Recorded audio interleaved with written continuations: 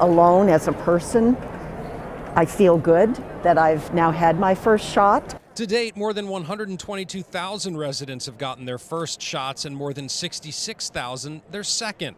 The county also taking 2 more steps to make sure everyone who wants a shot can get one. That includes scheduling and covering the cost for Uber rides for residents. Supported by CARES funding, residents who have no other way of getting can now call our 311 line, and they will be connected with county staff who can schedule a ride for that individual.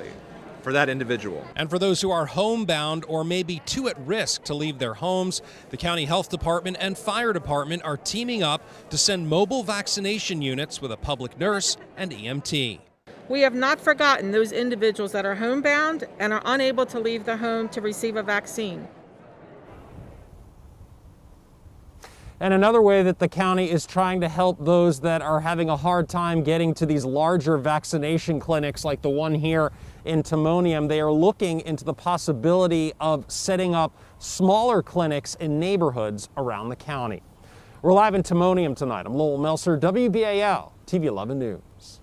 All right, well, thank you. And we've just received some breaking news regarding Johnson & Johnson's vaccine. A U.S. panel of experts voted to endorse that vaccine, so the FDA will make a final decision soon. We'll let you know when that happens. And also, for the first time since the end of October, Maryland's positivity rate is under 4% for the 5th straight day. Right now, the state's positivity rate sits at 3.66%. For the 7th straight day, the state added fewer than 1,000 new COVID-19 cases. However, 33 people passed away from COVID-related complications. And since Maryland's hospitalizations peaked in the middle of January, 1,000 people are now out of the hospital. But in the last day, 2 more people now need ICU treatment. Actually, President Biden's $1.9 trillion COVID relief bill is expected to pass the U.S. House of Representatives tonight. This plan includes $1,400 direct payments to most Americans, $20 billion to boost the nation's vaccine program, and a $400 per week unemployment insurance supplement. One piece that will remain in this legislation during the vote is a bump in the federal minimum wage to $15 an hour, but this part of the legislation will not appear in the Senate version. The Senate parliamentarian ruled the wage hike is not allowed under Senate rules. All right, well, this week certainly gave us some hope that spring is on the way, but the weekend will start with a reminder that it is still winter at this point. Chief Meteorologist Tom Tasselmayer is tracking rain and snow on the radar from the Weather Center. Hey, Tom. Indeed, there. Ashley, it will overall feel like a spring weekend with showers and relatively mild temperatures, but for a few hours tonight, as the rain starts to move in and the air mass cools, possibility of a little more snow, especially in the areas north and west. You can see on radar now that rain-snow mix is making its way up through the Shenandoah Valley, through parts of West Virginia, getting into western Maryland, and all of this slowly making its way toward Baltimore. Futurecast has the showers starting to pop up between 7 and 8. After that, as the air cools, look at those areas to the north and west of I-95, especially Cecil County, northern Harford, central and northern western Baltimore County, even the parts of Howard and Carroll will get into some snow about 11 o'clock midnight tonight. Won't last long. Warmer air will move back in and change it back over to rain, but for a few hours late tonight, early tomorrow morning, a trace up to an inch of snow is possible in the colder areas north and west of Baltimore, and more showery kind of spring-like weather in the 7-day forecast. We'll talk about that coming up in just a little bit. All right, we'll see you soon, Tom. Thank you. Hit hard by a deadly winter storm today, President Biden paid a visit to parts of Texas still recovering from the impacts of the outages and continued water shortages. His message to those affected. Plus, a deadly police shooting in downtown Baltimore. The latest on the investigation is coming up.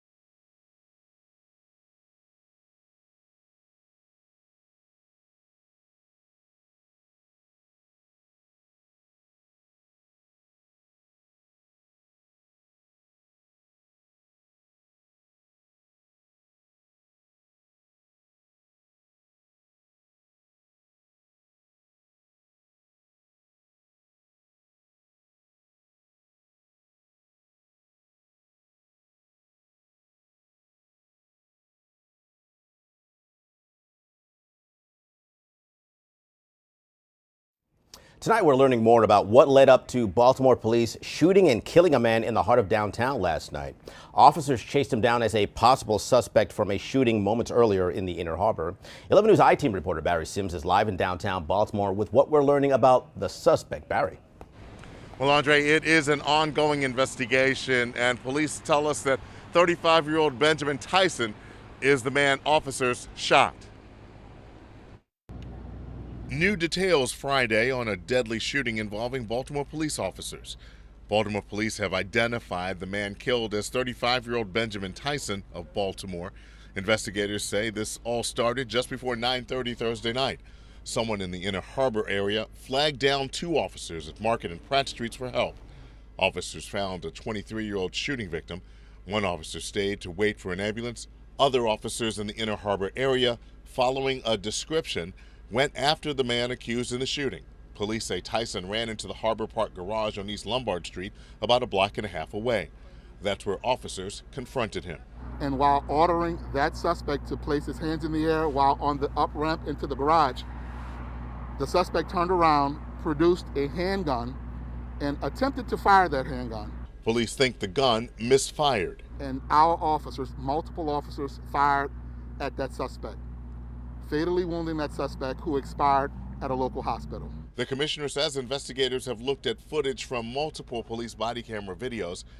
The videos show what happened when the pursuit of Tyson started and the encounter in the garage. Mayor Brandon Scott says officers were where they should have been. Being engaging, doing their job of being folks who rush to the scene of violence, who stop and render aid, and then also try to apprehend suspects who were thought to believe to be involved in those acts of violence. Police say they did find a gun at the scene. We did recover a handgun from the scene.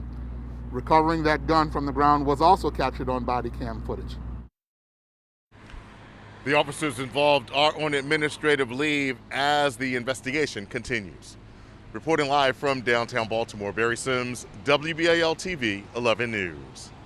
Barry, thank you. From the city to the county tonight, Baltimore County Police are looking for whoever stabbed a man in a restaurant parking lot early this morning. Officials say the suspect and victim got into an argument in a lot on North Point Road in Dundalk just after midnight.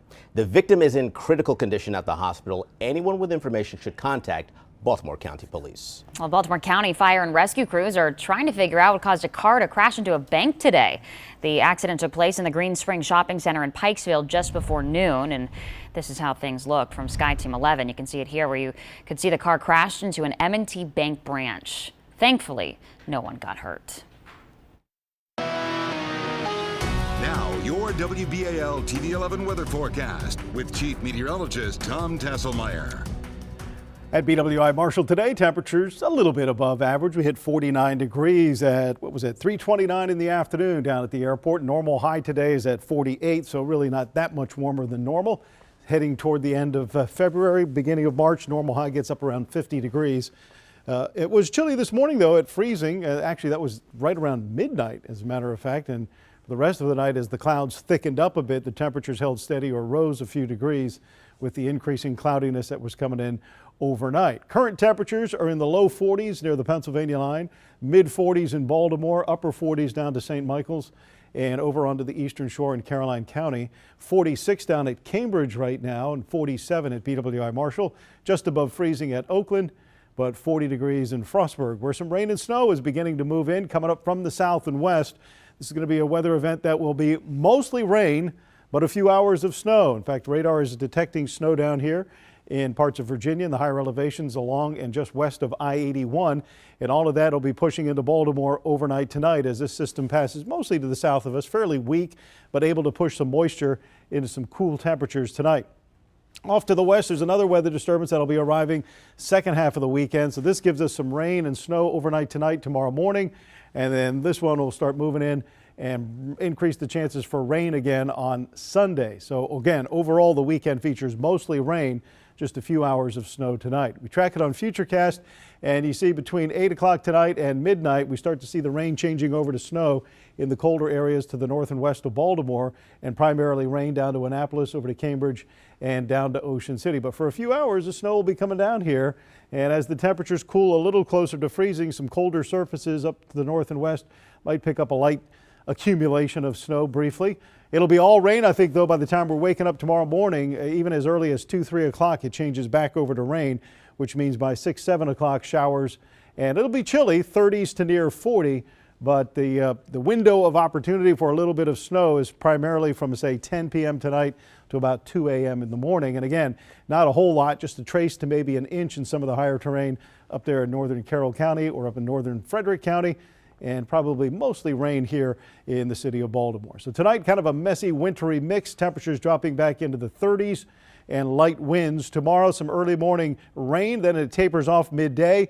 Probably going to stay cloudy through the afternoon. Might see a little bit of sunshine, but it'll be milder with afternoon temperatures reaching the mid to upper 50s tomorrow on a west to southwest breeze. In fact, downtown Baltimore might hit 60, 59 St. Mary's City, 55 in Cambridge, and some snow showers in the morning, giving way to clearing in the afternoon out west. Sunday, that second system comes in. Look at the shower activity that stretches all across the state. In fact, the rain could be heavy at times on Sunday morning. But again, overall spring-like temperatures for the weekend, other than that few hours of snow late tonight and early in the morning Saturday. On Monday, we're just looking at scattered showers in 53. A cold day on Tuesday, even with the sunshine, the high only 42 with a low in the morning of 24. And that could bring us another wintry mix of precipitation Wednesday morning. Tom, thank you. Celebrating the class of 2021, today Baltimore City Public Schools held a virtual graduation ceremony as those students prepare for their next chapter. The school district held a winter graduation ceremony on Facebook and YouTube. Even though this isn't an in-person ceremony, the district said it still wanted to recognize the achievements of their students. So congratulations to all of those students and the names listed on the screen there, Andre. That's right. We salute all those students. Great job, kids. Right, bridging the gap. How the Y is helping working parents by helping students with virtual learning. The Y in Central Maryland has stepped up to assist parents with virtual learning. I'm Lisa Robinson. That story coming up. Plus, shutting down. Lockheed Martin plans to consolidate operations at its Middle River facility. What this means for the company's hundreds of employees.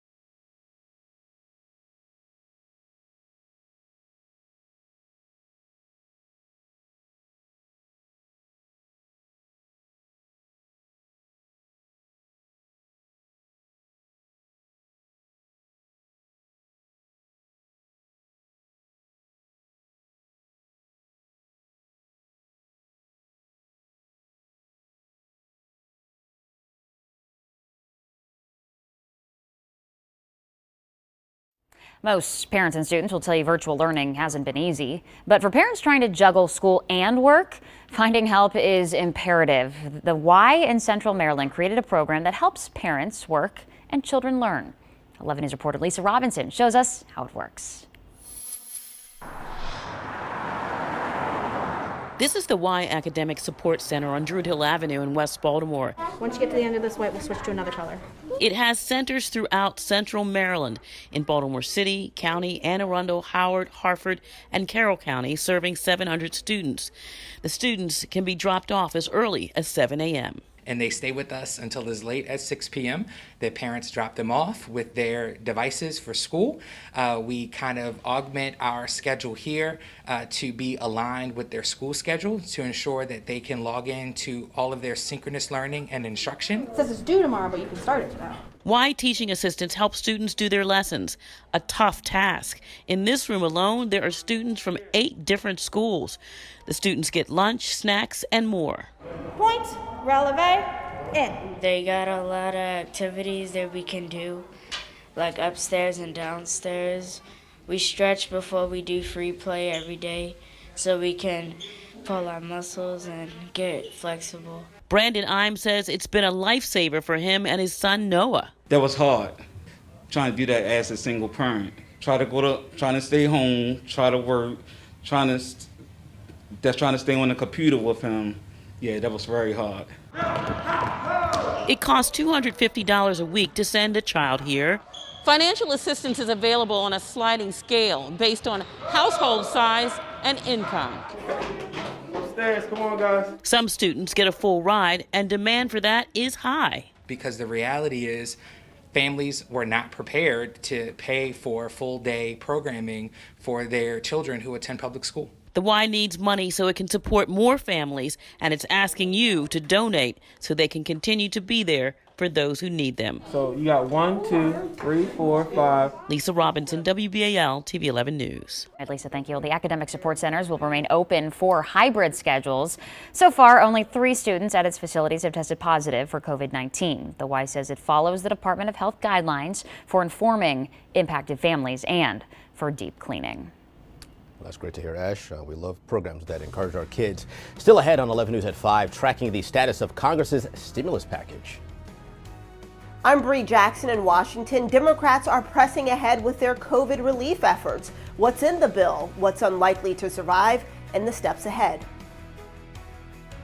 The Senate advances a package of police reform bills, but community groups complain they don't go far enough. Details just ahead.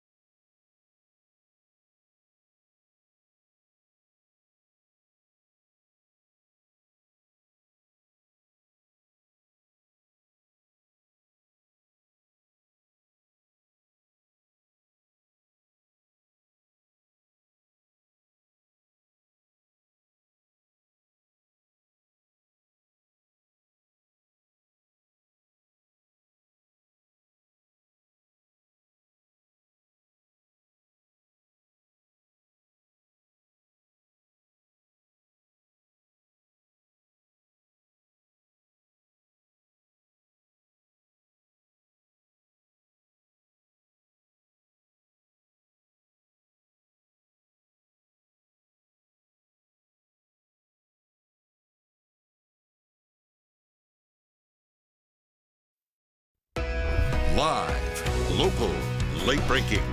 11 News at 5 continues. Baby steps for transformative change. That's what some call new police reform measures in Annapolis. The backlash tonight to the state Senate legislation. Maryland senators advanced a set of 9 police reform bills today. But the ACLU says they don't go far enough, even calling the bills insulting. 11 News reporter David Collins tells us why the legislature could have a tough time passing any meaningful legislation. Senate leaders concede the slate of reforms is not perfect, but they believe it's a step in the right direction. The ACLU, which represents more than 90 community groups, calls the package insulting and wants the House to do a better job. The Senate is advancing a package of 9 police reform measures. Officers who use excessive force, which results in death or serious injury, face up to 10 years in prison. This also goes for officers who do not intervene or report the behavior. The legislation creates a statewide use of force standard and enhances whistleblower protections for officers. This is a critical step in reshaping and changing a culture of silence that happens too much within law enforcement. Another reform measure changes the Maryland Public Information Act to allow access to police discipline records. It was prompted by the police in custody death of 19-year-old Anton Black on the Eastern Shore. The family is still fighting to get more information about the death and the officer involved. We definitely do not want any family to go through what we've gone through with losing Anton. It's life-changing. The reforms allow the Maryland Police Standards and Training Commission to ban officers from the profession. The reforms only tweak the Law Enforcement Officers' Bill of Rights. It calls for civilian participation in discipline hearing boards. It prohibits police unions from developing their own discipline policies during collective bargaining. No piece of legislation is perfect, but the package is consequential and comprehensive. The ACLU, which represents more than 90 community groups, released a statement saying in part, quote, "This is insulting. It feels like a sucker punch. We deserve better." The Senate police reform measures are small positive steps forward, but do not match the call for transformative change that emerged from communities' demands, end quote. So while we can't fix long-standing problems of inequitable policing overnight, I do believe that the package of bills that we're putting forth put us on the right path. Final passage in the Senate is expected next week. That's also when the House takes up more stringent measures. And there's now growing concern whether there will be enough time to reconcile differences. In Annapolis, David Collins, WBAL TV 11 News. Good evening, I'm Deborah Weiner. Here's a look at some of the stories we're following right now. Within the last 30 minutes, an advisory panel recommended to the FDA to authorize Johnson & Johnson's COVID-19 vaccine for emergency use. That final decision is expected to come within a few days. Also tonight, U.S. officials believe the Saudi Crown Prince Mohammed bin Salman approved the operation to capture or kill Washington Post journalist Jamal Khashoggi. The Biden administration released a long-awaited report on this today. The report bases this finding on the Crown Prince's support for violence against dissidents abroad and his control of decision-making in the kingdom. The Crown Prince denied these accusations. Right now, the CPAC conference underway in Orlando, Florida. The weekend-long event is the nation's largest conference for conservative activists. Many of this weekend's discussions and panels are expected to focus on the false claim that the 2020 election was stolen. Former President Donald Trump will headline Sunday night. It will mark his first public appearance since leaving the White House. In just 30 minutes, President Biden will deliver remarks in Texas following his tour of the state this afternoon. The state is still recovering and reeling from a deadly winter storm that knocked out power and water service to millions of people. During his visit, the president toured the Harris County Emergency Operations Center. You see that here. He, alongside First Lady Dr. Jill Biden, then stopped at the Houston Food Bank, where the president and First Lady helped pack meals for those impacted by the storm. During his visit, the president also encouraged everyone who is eligible to get their COVID-19 vaccines. The winter storm delayed dose shipments and shut down vaccination clinics. Some of those sites have not since reopened. Andre? All right, Deb, we'll see you at 6 o'clock. Democrats are pushing ahead to pass the president's $1.9 trillion COVID-19 relief package. The bill making its way through Congress already faced some setbacks. Now it faces more challenges. 11 News reporter Bree Jackson is in Washington with the latest on where relief efforts stand right now. House Democrats are pushing their COVID relief bill forward with a minimum wage hike included. While it's a key element for many Democrats, it's unlikely to go anywhere in the Senate. The $1.9 trillion COVID relief package is nearing the finish line. It is a life-saving bill to get more vaccines into more communities, safely reopen schools, put direct assistance in people's pockets. The bill includes $1,400 direct payments, billions for vaccines, COVID-19 testing, as well as money for schools, state and local governments. House Democrats insisted on including a $15 minimum wage provision, despite a Senate parliamentarian ruling it must go.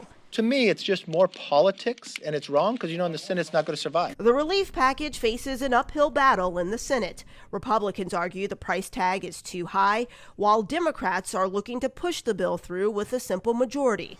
Taking out the wage boost could help their efforts by getting more moderate Democrats like West Virginia's Joe Manchin on board. Meanwhile, the White House is still holding out hope that a bipartisan rescue package makes it to the president's desk. That will get direct checks to people, that is supported by 70% or more of the American public, including the majority of Republicans, should garner Republican support. And we are still working toward that. Democrats are aiming to get the legislation to President Biden's desk before mid-March, when certain benefits expire. In Washington, I'm Bree Jackson. All right, Bree, thank you. Lockheed Martin is moving out of Baltimore County. The company is consolidating its operations, which includes relocating from Middle River. In a statement to 11 News, a spokesperson says this is to better align its technology and facilities to meet customer needs. Based on their role, Lockheed Martin plans to offer employees at the Middle River facility the chance to relocate or telework.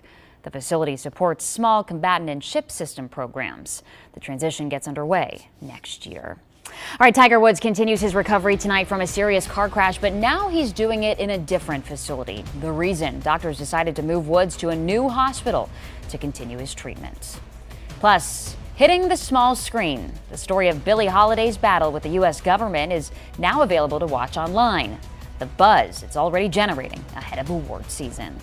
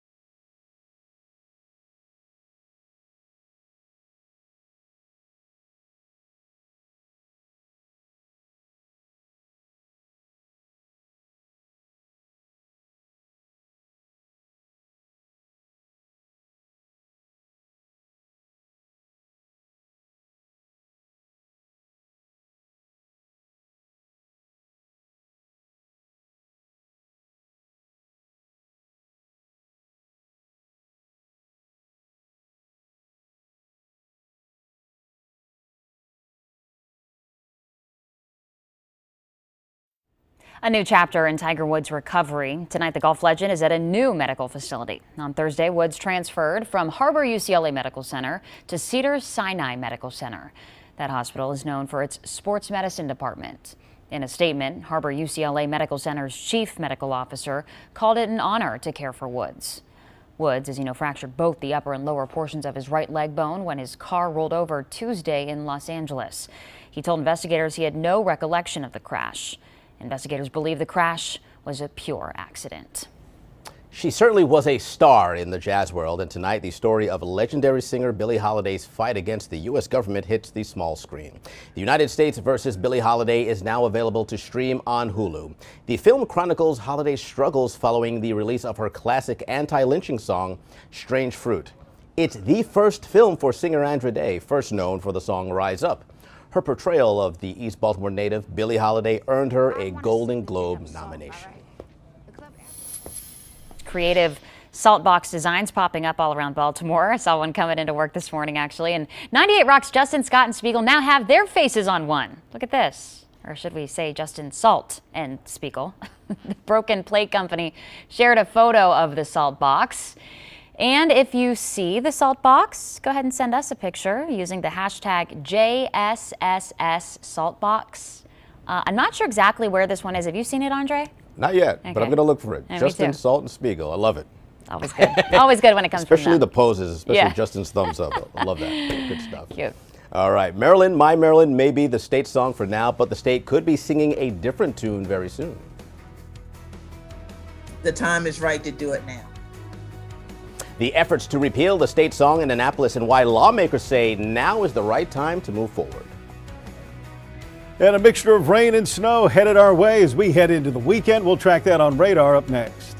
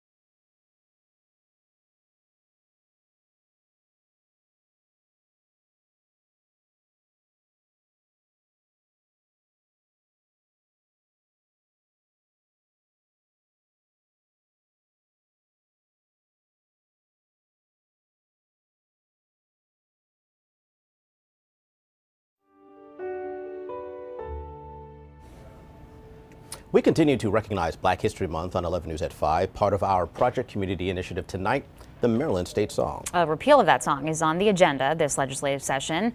So why are legislators devoting time to something like that? 11 News anchor Mindy Becerra takes a closer look at the song and why this may be the last year Maryland, My Maryland represents the state.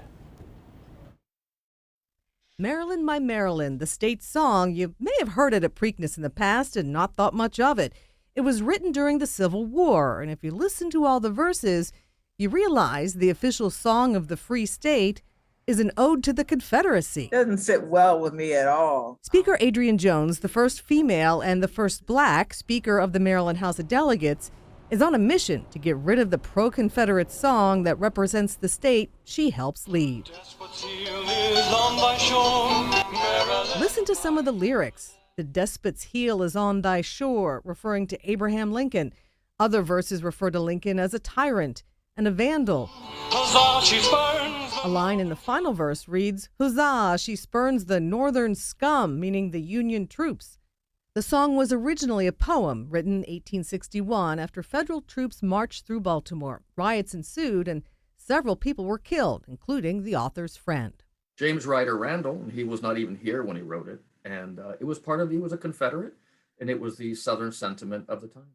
Mark Letzer, Maryland Center for History and Culture CEO, explains how in 1939, a Confederate call to arms became Maryland's state song. But a lot of these monuments that are getting erected in the 30s and the teens, 20s, 30s, it's the whole remembrance of the, Moonlight Magnolias concept of what it meant to be Southern. And so, so it really had there was a lot of strong sympathy still for the South.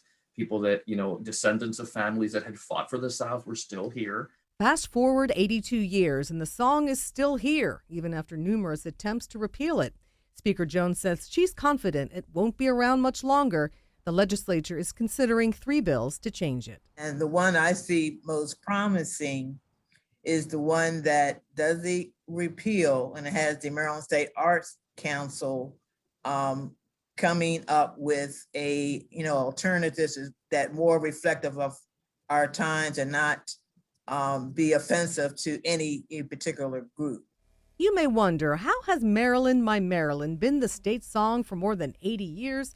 Speaker Jones says people just weren't paying attention. They don't really looking at the lyrics. They're just saying the Maryland, Maryland, My Maryland, things like that.